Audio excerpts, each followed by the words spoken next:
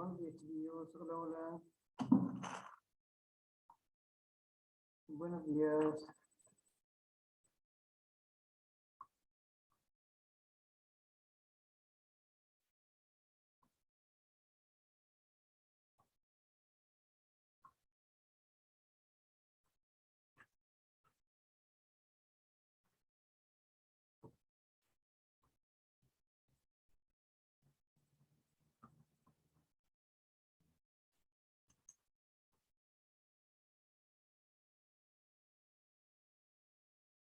¿Quieren ganar un segundo ingreso?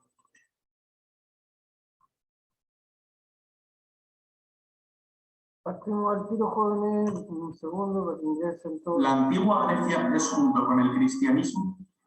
Para que entren todos los que faltan y partimos.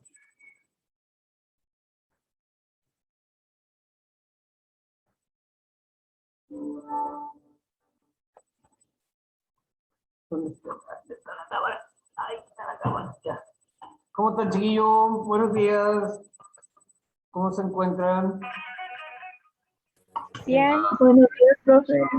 Buenos días, profe. Bueno, están todos despiertos, me imagino. Bueno, tratemos de despertar.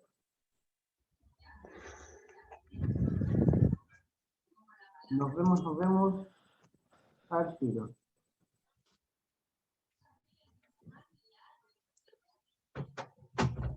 Vamos a ver cosas sobre la antigua Grecia. ¿Seguir viendo? ¿O qué vamos a ver?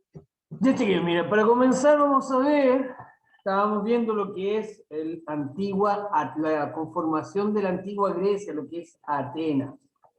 Atenas es su capital. Atenas, estábamos viendo esto. Tienen que anotarme el objetivo, chiquillos, recuerden el objetivo de la clase, y obviamente la idea es que ustedes siempre tomen apunte, más allá de que yo se grabe la clase, se la dicte, la idea es que ustedes siempre tomen apunte porque después va a haber revisión de cuadernos casi siempre. Estamos viendo lo que es comprender y analizar la cultura ateniense, el objetivo, el mismo de ayer. El mismo objetivo de ayer, comprender y analizar la cultura ateniense. Comprender y analizar la cultura ateniense. Nosotros vimos que Atenas, o toda esta nueva civilización, se conforma dentro del territorio del mar Mediterráneo. Que estaba más o menos acá, nosotros lo vimos a grandes rasgos aquí, lo que es la conformación de toda la Grecia, que ya vamos a hacer un repaso cortito ahora. La cámara justo está ahí. Mar Mediterráneo.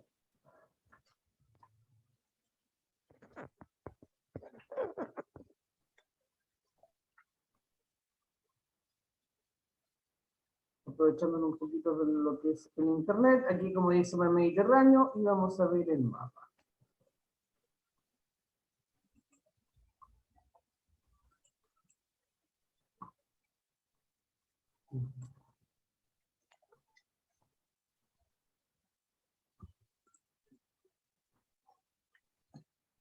Profe, que se pueda aceptar al Vicente y a la...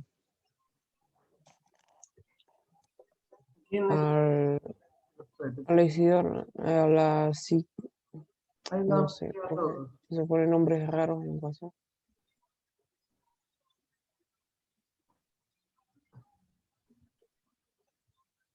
Vamos a buscar el mapa mismo que ocupamos ayer.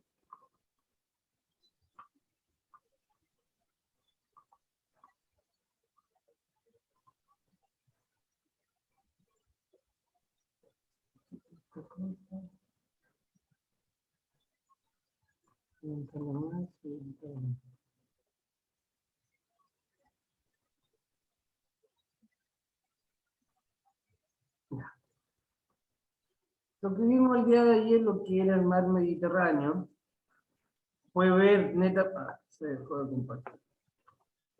Vimos acá en este pedazo donde está toda la conformación de que es Europa hoy en día, lo que es la cuna de la civilización moderna, donde obvio tenemos que ver que es Grecia, nos deja un legado muy importante de todo lo que son las ciencias, la filosofía, la música, las matemáticas y principalmente la democracia.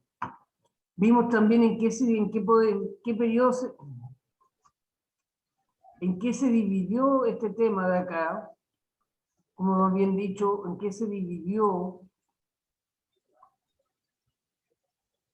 la organización política de Atenas, o posteriormente Grecia? Tenemos claro que ellos fueron la cuna de la democracia, donde ellos tuvieron varios periodos también, igual como todas estas civilizaciones, llegando a un orden desde la monarquía, oligarquía y tiranía. Fueron distintas etapas de este proceso político que tuvo Grecia, Atenas o Grecia antes de conformarse tal cual era. Vimos también cómo era la sociedad ateniense, que era bastante sencilla, que estaba dividida entre hombres libres y esclavos, entre ciudadanos y no ciudadanos, quienes pertenecían a la ciudadanía y quienes no, y principalmente las mujeres.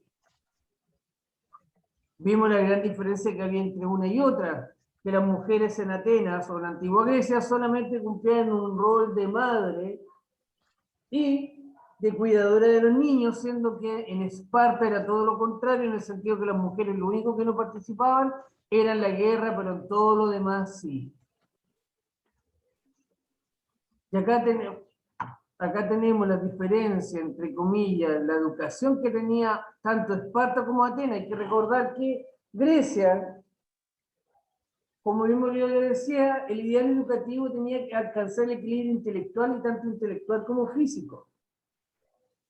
Lo ideal es que los niños al nacer permanecían en el hogar más o menos hasta los 7 años, luego asistían a la escuela hasta los 14 o 16, en donde aprendían a leer y a escribir, y obviamente ahí aprendían todas las ciencias que estaban disponibles, o en la cual ellos se sintieran mucho más cómodos, yéndose a las matemáticas, a la filosofía, lenguaje, música, etc. Pero sin dejar de lado totalmente la actividad física. Por eso en Atenas la educación era un equilibrio entre lo intelectual y lo físico. En Esparta consistía en ser de cada ciudadano un héroe militar. La sociedad espartana basaba toda su vida en la guerra. Como dice que al nacer el niño permanecía en el hogar paterno hasta los 7 años. Desde ese momento y hasta cumplir los 18 años, el Estado se hacía cargo de la educación, y era una educación totalmente militar. Era totalmente una educación doctrinaria militar.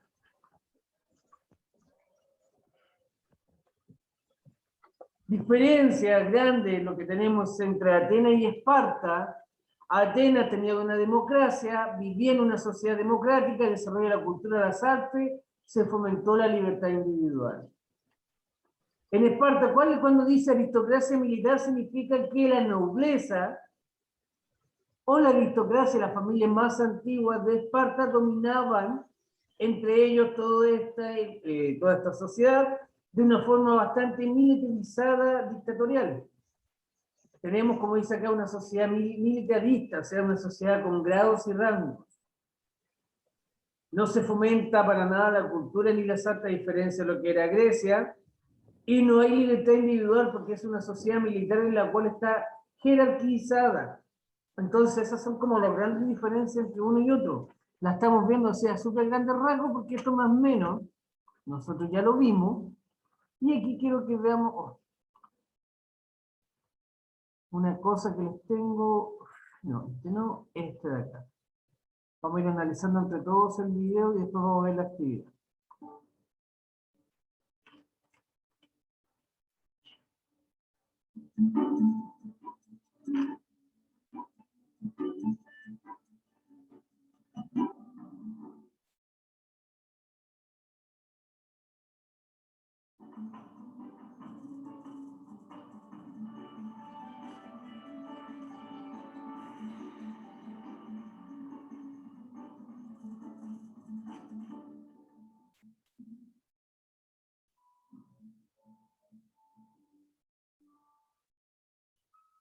Todos gozamos frente a la belleza.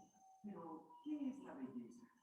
¿Qué es aquello que nos atrae tanto que nuestros ojos no pueden dejar de mirar sin dejar de deleitarse? Los griegos se hicieron esa misma pregunta y hallaron algo tan maravilloso.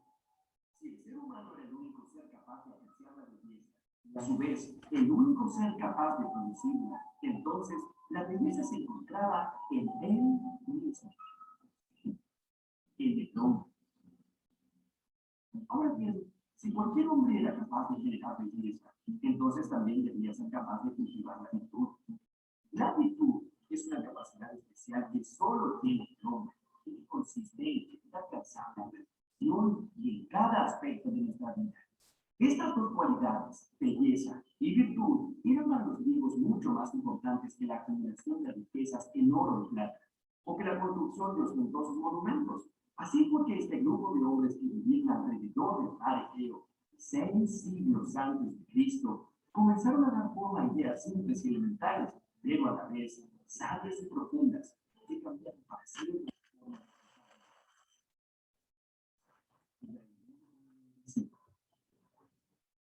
Hay dos libros muy importantes que tienen la esencia del espíritu griego. ¡Tarán! La Ilíada y la Odisea. Estos dos libros entusiasmaron tanto a los antiguos griegos que todos querían vivir y pensar. Me imagino que ustedes, no sé si lo habrán visto en los cursos anteriores, la Ilíada, con la llamada acá de Homero, los dos libros más importantes, la Ilíada y la Odisea. Estos dos libros entusiasmaron. Hay que entender que Odiseo era una de, aquí la historia esta de Grecia cuenta que antes de que se conformara Grecia y se unificara en una sola, Atenas era la ciudad principal. Recuerden que en esta parte de Grecia eran ciudades-estado. En todo este territorio del mar Egeo, del Mediterráneo, eran ciudades-estado. Cada ciudad era independiente una de la otra y obviamente poco a poco se fueron unificando. Y esta historia cuenta, la Ilíada cuenta la caída de Atenas. Hay hasta una película con el famoso caballo de Troya. ¿Por qué es tan famosa? Porque él escribió que Atenas era una ciudad amurallada que nadie podía atacar y que nadie podía conquistar hasta que a Odiseo se le ocurrió, gracias a que a los dioses lo iluminaron, y pudo crear un caballo donde se escondieron los soldados y lo dejaron como tributo a la ciudad de Atenas. Y ellos, al ingresar este caballo a la ciudad, traspasaron las murallas y así la pudieron derrotar. Pero, después de ganar esta batalla, Odiseo no le dio la gracia a los dioses. No le agradeció a Zeus el hecho de que él le haya dado la forma de ganar esta batalla y lo castigó. Y ahí él se demoró como más de 50 años en poder volver a su casa, por eso se llama la Odisea. Tanto a los antiguos griegos que todos querían vivir y pensar como los mismos héroes que los protagonizaban. Ustedes se estarán imaginando guerreros antiguos o cascos de bronce adornados con crines de caballo y armaduras relucientes que combaten entre sí con valentía por el amor de una doncella hermosa. Bueno, tengo que decirles que están en lo cierto. La Biblia es una epopeya, digamos un cuento que narra la vida de los pueblos enemigos y la recitaba por lectura. ¿Cuál fue esa guerra tan famosa? Bien, se llamó la Guerra de Troya, que duró 10 años y que empezó con un concurso de belleza. Resulta que Paris, un príncipe troyano, fue nombrado jurado para elegir a la más bella de las diosas. Afrodita, que era diosa del amor, tenía muchas ansias de ganar y le prometió a Paris que si vencía, iba a darle el amor de la mujer más bella del mundo. Más bella. Como Afrodita ganó, Paris se sintió con derecho de adoptar a Helena, que era la más bella de la época. Pero el problema fue que ella era la esposa de Menelao, un poderoso rey griego, que además era hermano de otro poderosísimo rey, Agamenón. Y sí, así se inició esta larga guerra en la que se hicieron legendarios algunos héroes como Aquiles y Héctor. Ellos combatieron valientemente entre sí por el honor de su pueblo y la protección de sus amigos. Hubo otro héroe que se hizo famoso en la guerra de Troya, y fue Ulises. Él era muy astuto y utilizaba su inteligencia de una forma muy especial. Fue a él que se le ocurrió una idea genial para vencer a los troyanos. Ulises simuló una retirada y dejó en la puerta de las murallas de Troya un enorme caballo de madera en calidad de obsequio.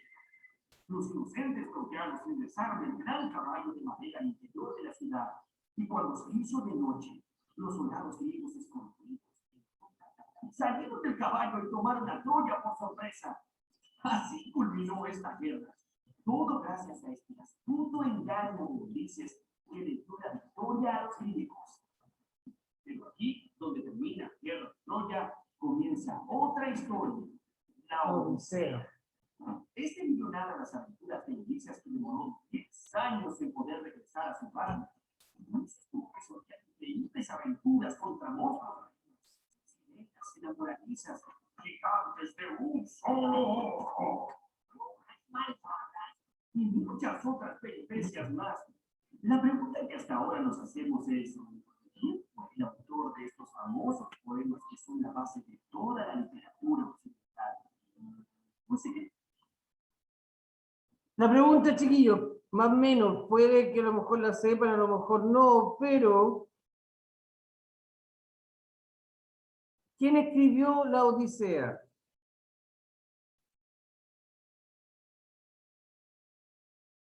La escribió Homero. La ¿Ah? escribió Homero, ¿no? Homero. Homero.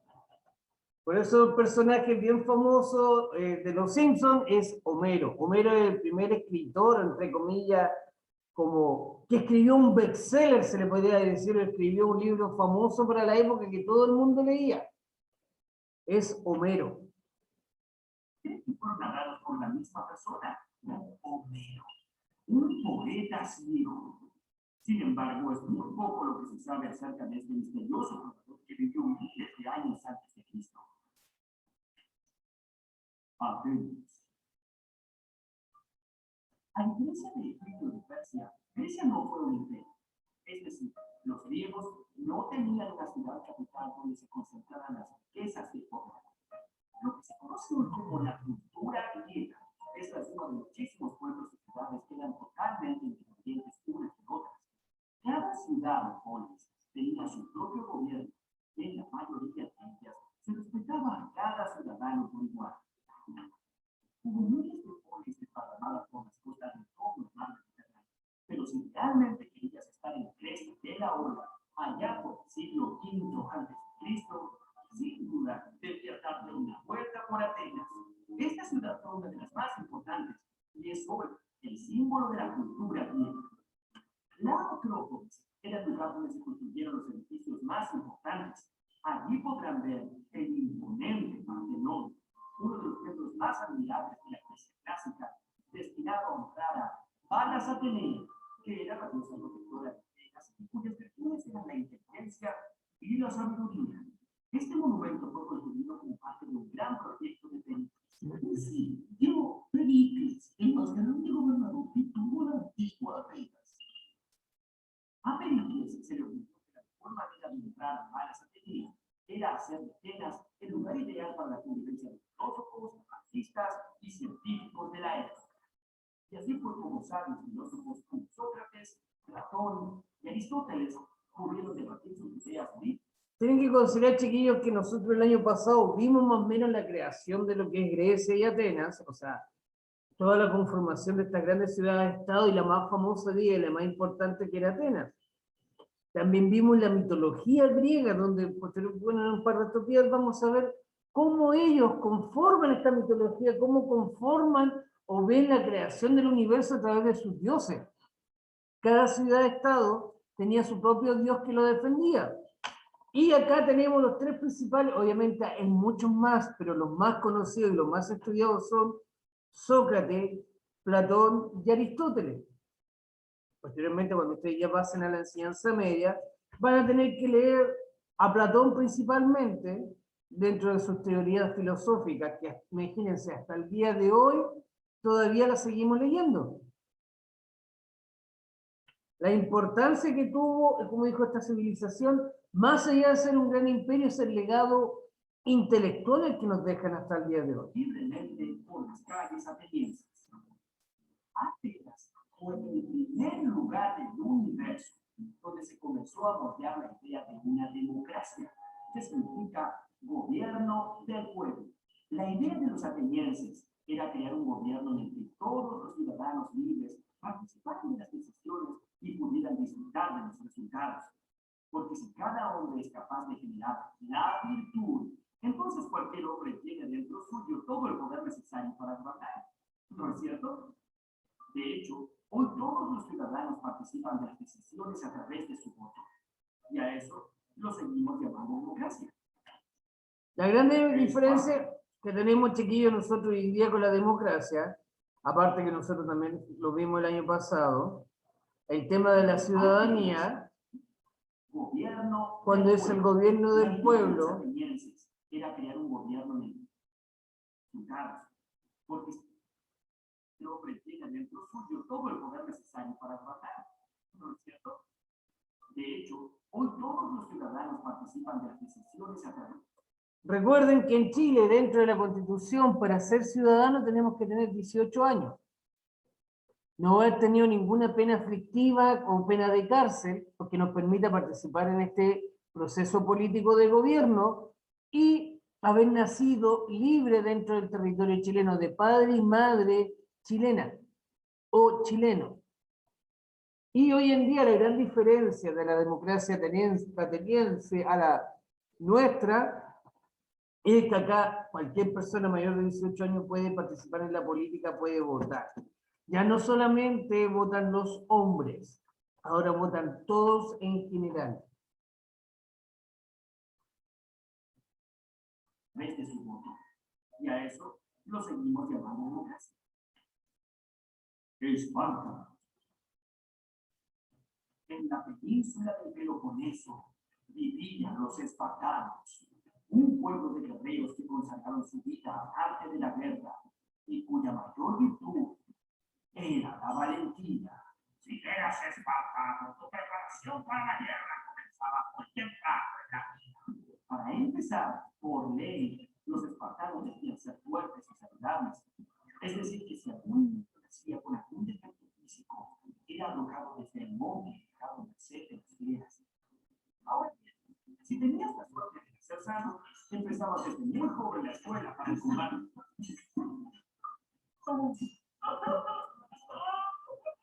Durante su nación en el ejército, jugaba desde que tenías 20 años hasta que tenías 60. Todo espartano debía estar preparado para marchar al frente en cualquier momento. Y el equipo de combate era tan solo una espada corta, una lanza de 2 metros y un casco que dejaba al descubierto solo los ojos, la boca y el mentón. Y no olvidemos el escudo, que era tan importante para el soldado espartano, que por ley estaba obligado a morir antes de perderlo.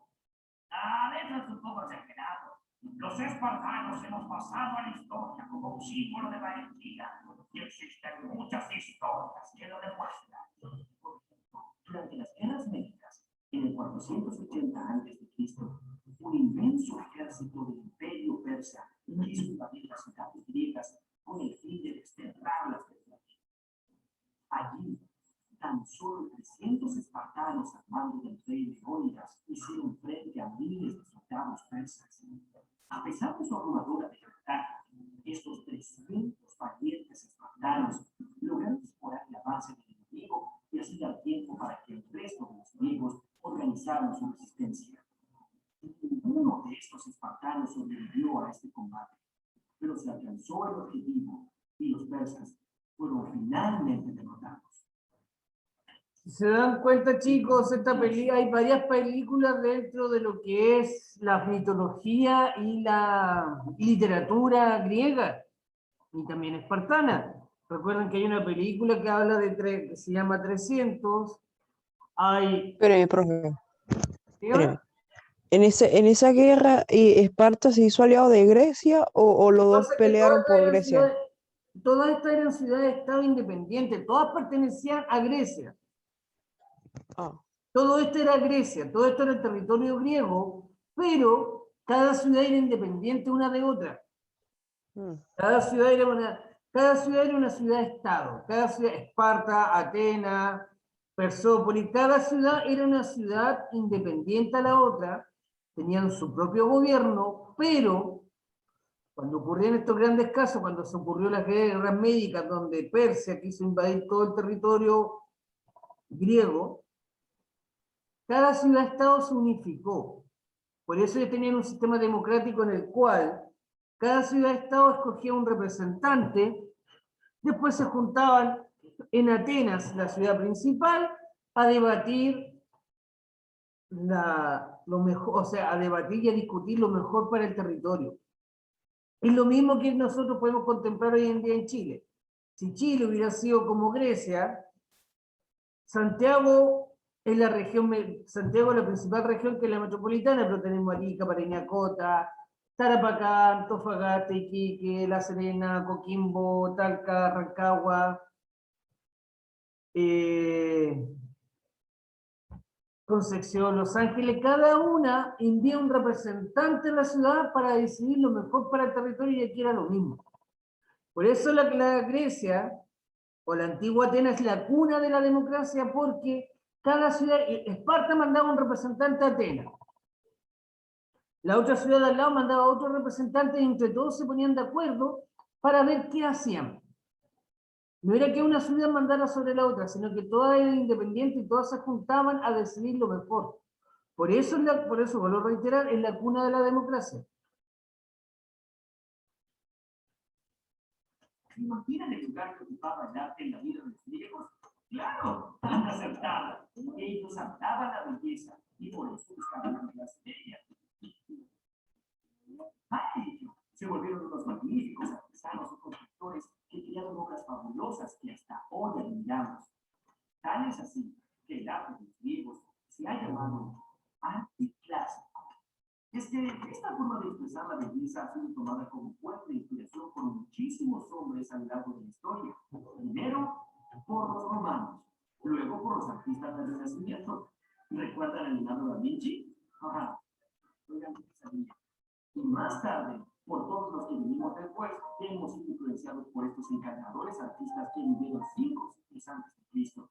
Las famosas esculturas griegas no son retratos de nadie en particular, sino el reflejo del ideal de la belleza humana. Las estatuas con sus dioses y sus héroes son la búsqueda de la perfección y la armonía.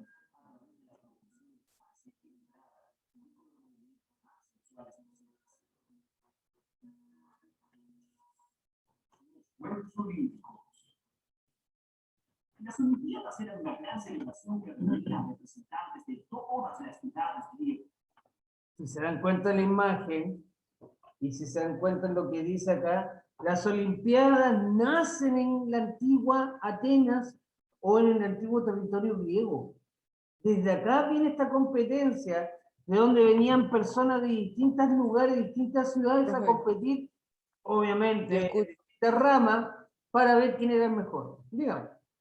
Yo escuché que cuando habían esos Juegos Olímpicos y Grecia estaba en guerra, hacían como un tratado temporal de alianza Se hacía un y acto. hacían... Por eso usted tiene razón, se hacía un acto, se hacía un pare, se detenía todo porque era más importante, porque para el mundo griego, principalmente lo que es su mitología o sus dioses eran demasiado importantes. Y en en este tema de las Olimpiadas principalmente se veneraban y se le hacían muchos tributos a sus deidades, a sus dioses. Entonces para ellos era para los griegos todo giraba en torno a los dioses. Todo giraba en torno a los dioses. Había sequía, el dios del agua se enojó. Tembló, el dios de la tierra se enojó. Una enfermedad, tal dios se enojaba. Todo giraba en torno a su mitología, y entonces era muy importante para ellos en estos momentos, que estaba esta reunión, de tener todo. Y mientras se realizaba este evento, estaban prohibidas las guerras. Y había una tregua sagrada que interrumpía cualquier tipo de contienda entre todos los pueblos griegos. Por eso, cada 4 años se celebra un evento deportivo y religioso. Bienvenidos a las Olimpiadas en honor a Zeus. Ustedes ya saben de qué se trata esto. En las Olimpiadas hay grandes pruebas, pero para alcanzar la gloria hay que ganar la prueba del pentatlón. 5 disciplinas: carrera, salto, lanzamiento de disco, lanzamiento de jabalina y una mujer que ganando esa competencia, ya que todas las virtudes físicas y morales. Claro que ustedes deben imaginar que quien ganara esa ardua competencia recibiría una gran copa y mucho dinero como los deportistas de hoy. Bueno, no. Lo que recibía el ganador era una corona de hojas de olivo. Pero ya sabemos que a los griegos no les interesaba tanto el dinero como se les interesaba la gloria. Y vaya gloria la que simboliza esa corona de olivo. Era el premio enviado por los mismísimos dioses del Olimpo. Los dioses del Olimpo. Los griegos tenían dioses y diosas para casi todos los aspectos de la vida. La guerra, vamos. Ya chicos, vamos a dejar hasta acá esto y vamos a ir dándole un cierre al tema de lo que estábamos viendo, de la importancia de este pueblo. Hay que tener claro que por lo mismo que les digo, o sea, hasta el día de hoy el legado intelectual que ellos nos dejan es muy importante. Es un legado intelectual, imagínense, nosotros estudiamos filosofía todavía, tenemos la base de las matemáticas, tenemos el tema de ¿qué? Las mismas olimpiadas. Las mismas olimpiadas, imagínense nosotros hasta el día, ¿cuántas cosas no hemos tenido de ellos?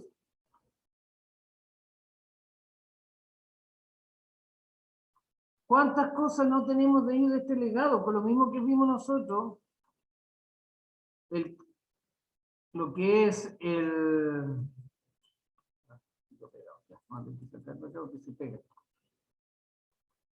Vimos nosotros la cultura del Mediterráneo, anotamos el objetivo, que es analizar y comprender obviamente lo que es el tema principal de esta cultura, el legado que nos deja, y después nosotros vamos a empezar a ver la que es la cultura clásica del Mediterráneo de lleno. Si ya vimos a grandes rasgos sus características principales, y después nos tenemos que concentrar en todas estas civilizaciones del mar Mediterráneo y el mar Egeo, que son Grecia y posteriormente Roma. Por eso les digo, hay que tener en claro lo que dijo Leonardo, lo que dijo su otro compañero, Homero, un gran escritor, las Olimpiadas, la filosofía, la matemática, todo este legado que nos deja este gran pueblo. Dentro de las actividades que vamos a ir realizando durante el mes, vamos a ir viendo posteriormente, tenemos que ver la cuna de la otra sociedad que les da la base a esta sociedad moderna, que sería Roma.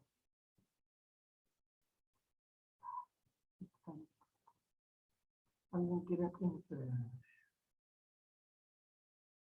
Ya chiquillos, mira, vamos a desconectar 5 segundos y nos volvemos a conectar para ver la actividad y realizarla entre todos, ¿ya?